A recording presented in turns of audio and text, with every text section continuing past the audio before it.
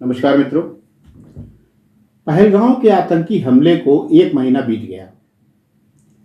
पाकिस्तान के आतंकी ठिकानों पर हमले के बाद अब गद्दारों को भी चिन्हित करने का वक्त आ गया है। जबरदस्त सर्च चल रही है। सरकार को अब हर हालत में उन गद्दारों से निपटना होगा जो आतंकियों को पनाह देते हैं। कहने में गुरेज नहीं कि कश्मीर के कम से कम 70% लोग अभी भी भारत के वफादार नहीं हैं। उनकी वफादारी पाकिस्तान के प्रति है, भारत के वफादार नहीं हैं। उनकी आत्मा अभी भी पाकिस्तान में ही भटक रही है। आप उनके लिए कर कुछ भी दीजिए, लेकिन उनकी आत्मा पाकिस्तान में ही भटक रही है। जब तक ऐसे लोग ठिकाने नहीं लगाए जाएंगे, कश्मीर में अमन चैन किसी भी दशा में कायम नहीं रह सकता, कायम हो ही नहीं सकता। 22 अप्रैल 2025 का दिन इंसानियत को शर्मसार कर गया। उस दिन साफ नजर आया कि आतंक का भी कोई धर्म होता है। बेगुनाहों को मारा गया, धर्म पूछ कर, खतना चेक कर और कलमा पढ़वा कर मारा गया। कश्मीर की खूबसूरत वादियां एक बार फिर बेगुनाहों के खून से सराबोर हो गई, बेगुनाहों के खून से रक्त रंजित हो गई। भारत ने इसका जवाब दिया और पाकिस्तान के आतंकी ठिकानों पर जोरदार हमले किए, जबरदस्त हमले किए गए पाकिस्तान के ठिकानों पर।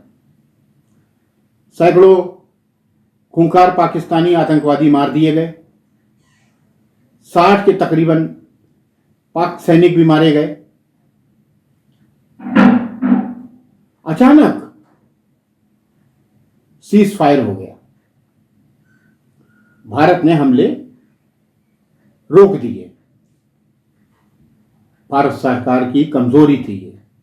बहाने कुछ भी बनाए जाएं कि रेडिएशन, एटॉमिक सेंटर से रेडिएशन हो गया, लेकिन भारत की कमजोरी थी। हालांकि ये मानना पड़ेगा कि भारत का हमला जबरदस्त रहा। सीज फायर के बाद अब घाटी में तलाशी अभियान चल रहा है। करीब 6 आतंकी घेर कर मार दिए गए हैं और उनकी तलाश जारी है। लेकिन अब इससे काम चलने वाला नहीं है। अब इससे काम नहीं चलेगा। अब पहले घर के गद्दारों को, आतंकियों को सपोर्ट करने वालों को, उनको पनाह देने वालों को ठिकाने लगाना चाहिए और ठिकाने लगाना होगा। गिरफ्तार करने की बजाय जरा सा सबूत मिलने पर तुरंत गोली मार दी जाए, तुरंत गोली मार दी जाए।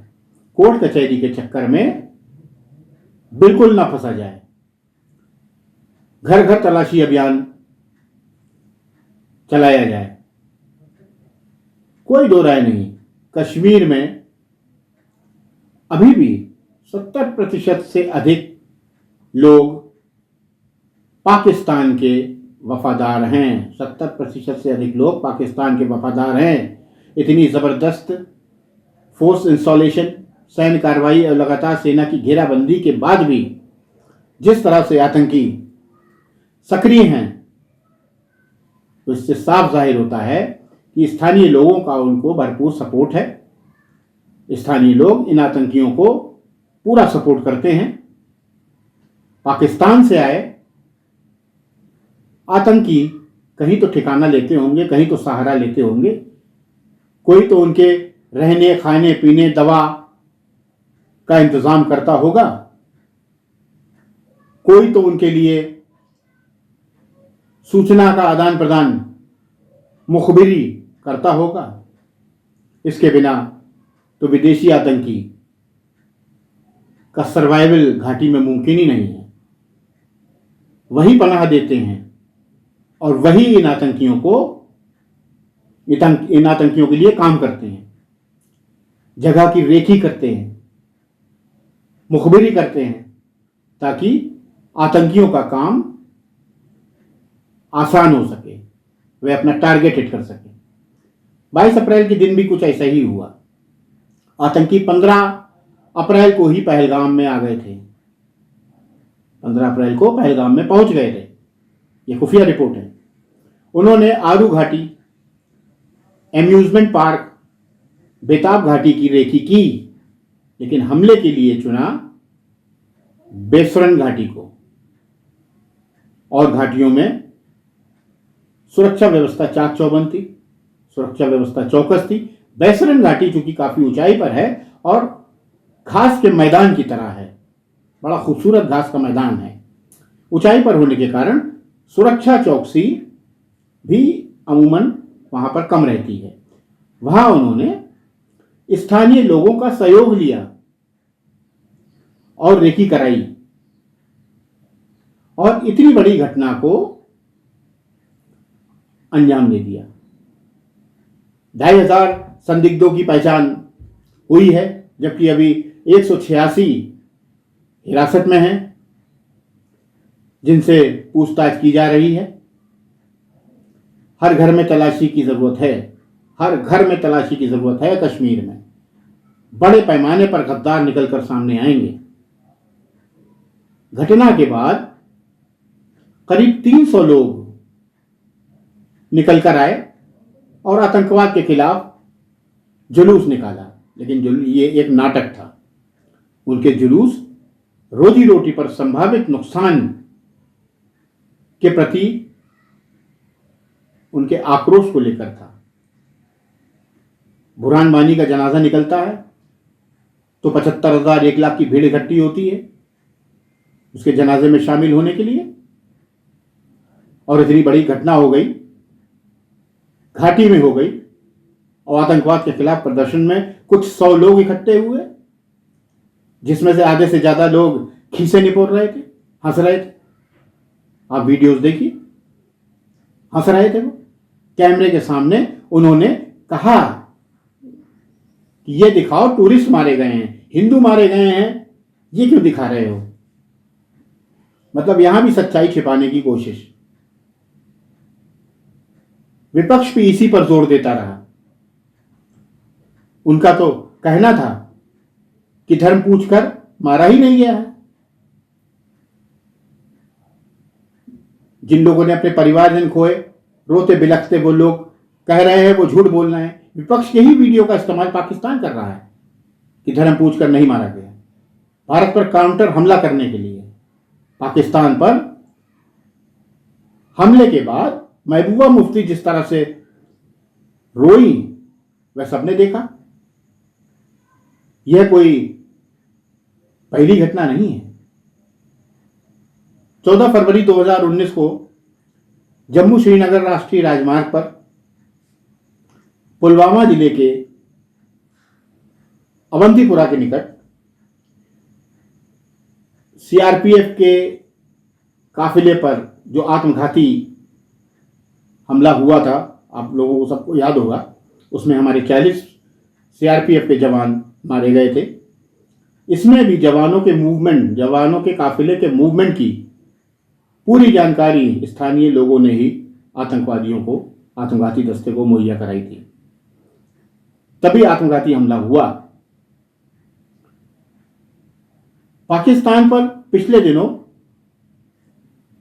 हमले के बाद उनके एक जनरल ने स्वीकार किया था कि कश्मीर से हमें अच्छा इनपुट मिलता है और पुलवामा हमला हमारे टैक्टिकल ब्रिलियंस को दर्शाता है।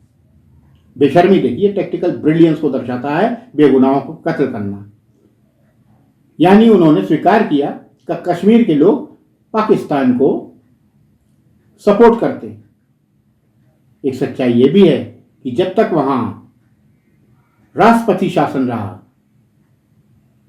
काफी हद तक अमन चैन कायम रहा।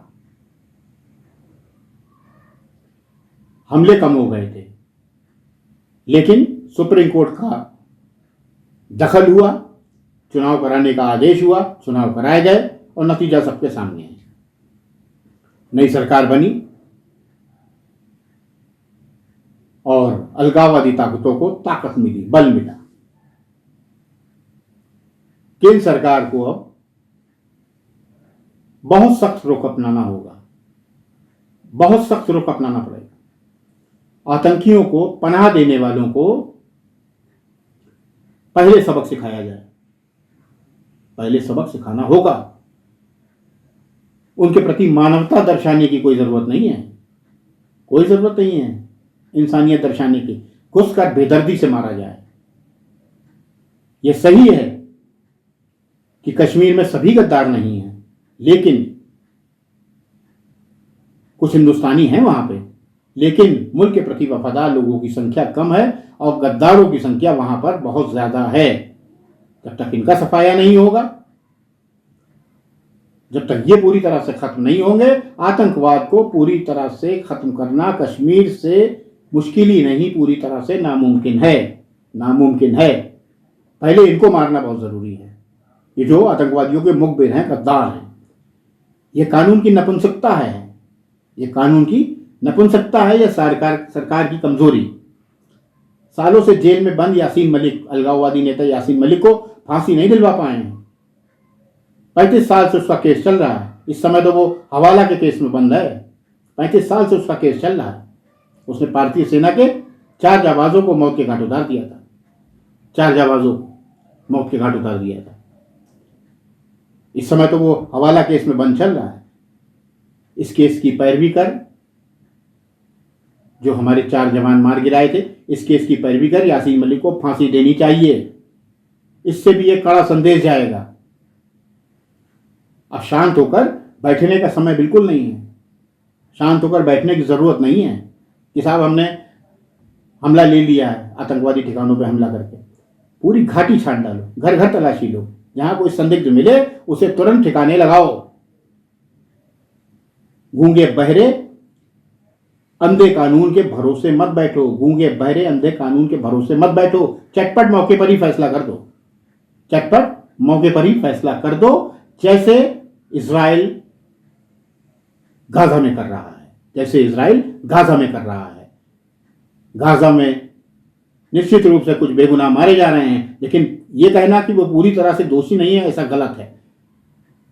कुछ ना कुछ तो गुनाह उनका भी है। आतंकवादियों को संरक्षण देते हैं, हमास के पनाहगार हैं। हमास को पूरी तरह से गाजा हमास का शरणगाह बन गया है। आतंकवादी वहां पर रहते हैं। इसलिए अगर आतंकवाद को खत्म करना है तो कश्मीर में भी वही तरीका अपनाना पड़ेगा जो इजराइल गाजा में अपना रहा है। बिल्कुल इंसानियत बरतने की जरूरत नहीं है, नरम दिली बरतने की जरूरत नहीं है। पूरी घाटी में बिल्कुल उसी तरह से कहर बरतना चाहिए जैसे कि गाजा में इजराइल बरपा रहा है।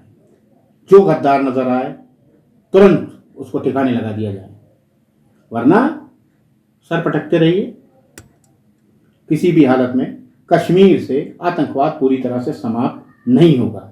इसलिए सरकार को अब बहुत कठोर कदम उठाने होंगे। जय हिंद।